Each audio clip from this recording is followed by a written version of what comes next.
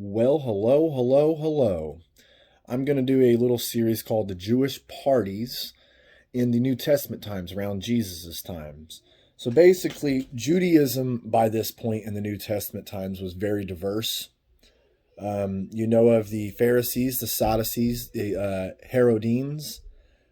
Some call them Zealots. And then there's another group called the Essences.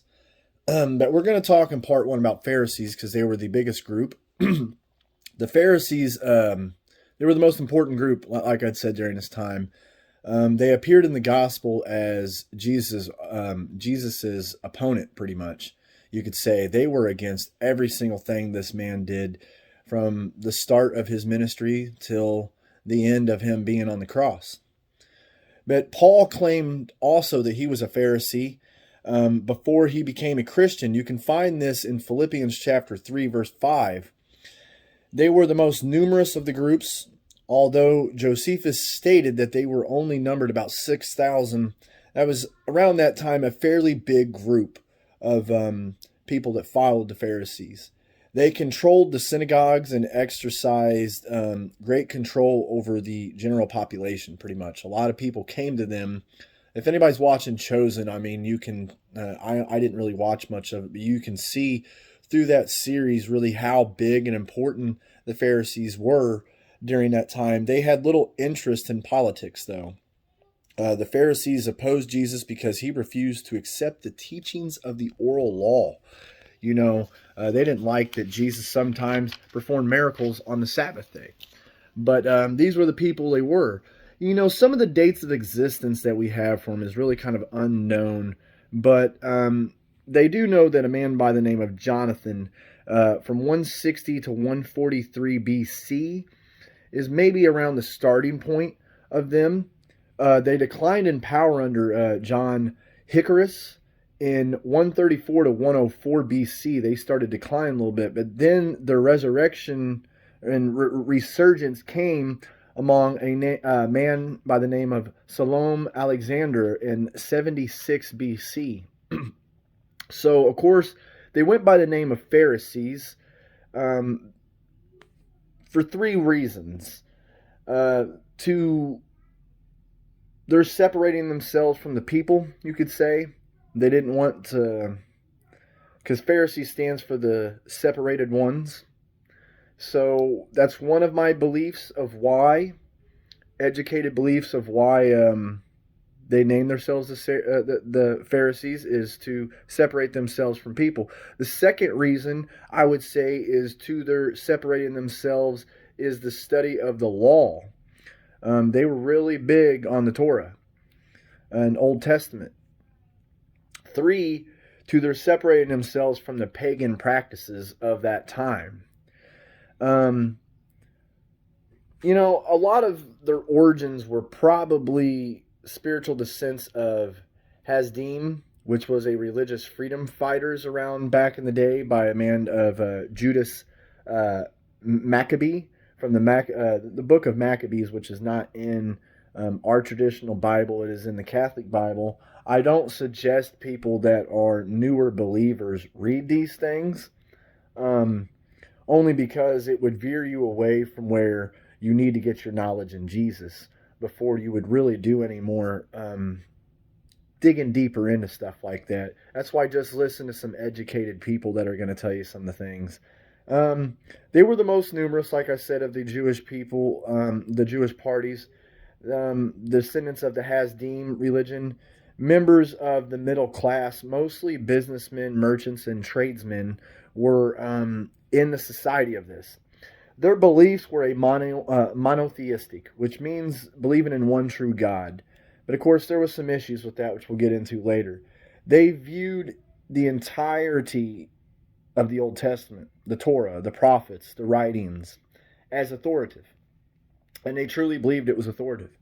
They believed that the study of the law was true worship. They believed, unlike we do worship, go to the altar and pray and listen to some music and really give yourself. They believed that the only true worship that you could have was the study of the law, which around in the Old Testament, the book of the law would be found in the Pentateuch, in Exodus, and in Deuteronomy when he's given the second law back again. They accepted both the written and the oral law, though. They were more liberal in interpreting the law than were the Sadducees. They were a little bit more liberal at that. They were quite concerned with proper keeping of the Sabbath, tithing, and purification rituals. They believed in life after death and the resurrection of the body with the divine retribution and reward. They believed in this, even though when Jesus came around, they didn't believe that he was the Messiah. They also believed in the reality of demons and angels. They revered humanity and human equality. They were missionary-minded regarding the conversion of the Gentiles. And they believed that individuals were responsible for how they lived. Which, there's some truth to that. There is. But here is some biblical references of where you can find Pharisees in the Bible.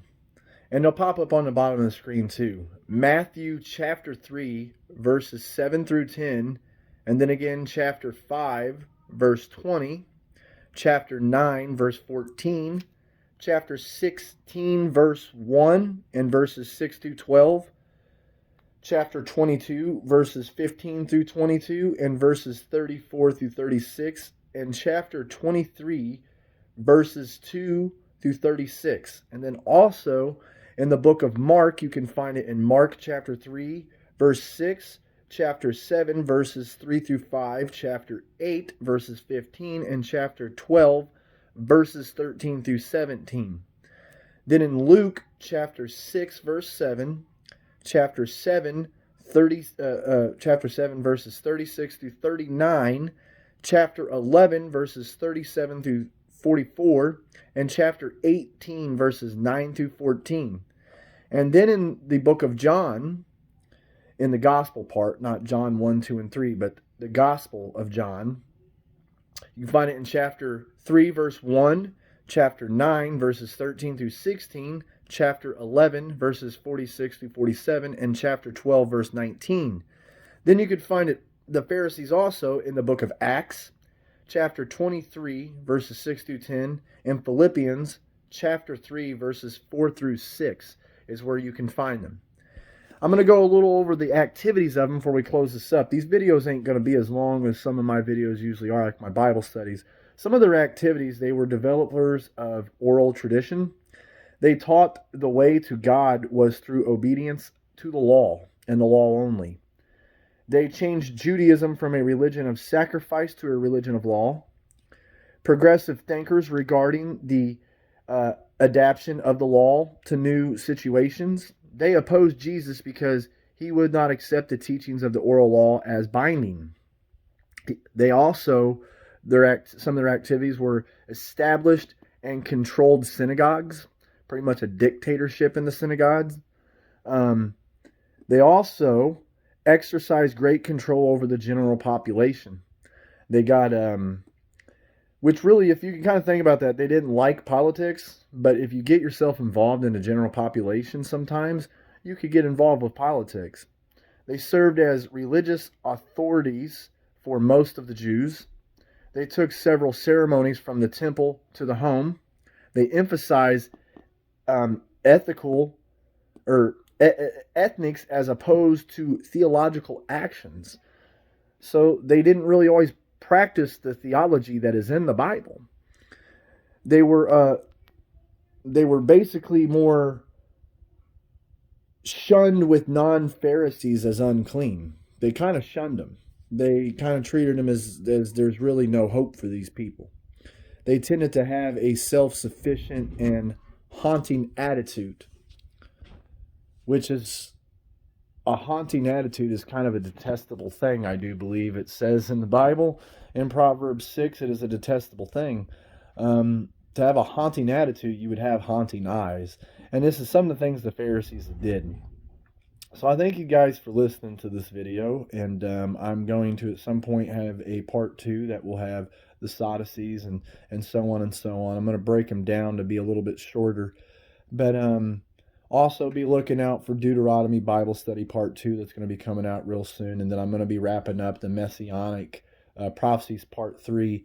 And then at the end of that one, I will give biblical verses down there to let you see all the prophecies because I'm not saying them all um, in the prophecy videos I'm giving. But I will, at the end of that Messianic Prophecy video that I'll probably bring out next week, I will list all of them so you can kind of keep them as a reference for yourself if you want to and go through them and study them from time to time along with the video.